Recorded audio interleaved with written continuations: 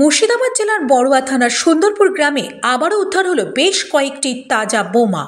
বোমাগুলি উদ্ধার করা হয়েছে ময়ূরাক্ষী নদীর পাশে একটি মাদ্রাসার সামনে।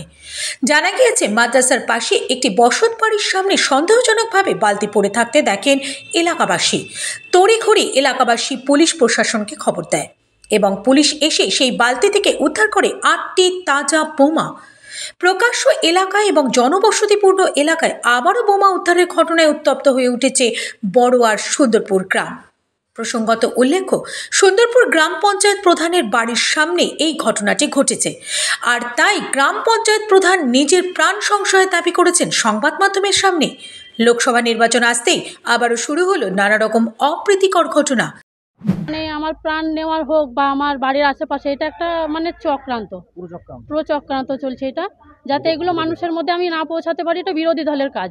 আমি চাইছি তো পুলিশ প্রশাসন ব্যবস্থাটা নেই, আমি তাদের ওপরেই পুরো ব্যাপারটা ছেড়ে দেবো, তারা দেখুক বিষয়টা।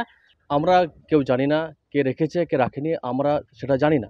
তবে আমি ফার্স্ট মর্নিংয়ে উঠে দেখি যে আমার বাড়ির পেছনে বোমা উদ্ধার হয়েছে।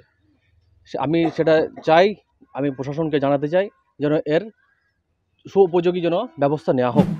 Bureau report, ITV network.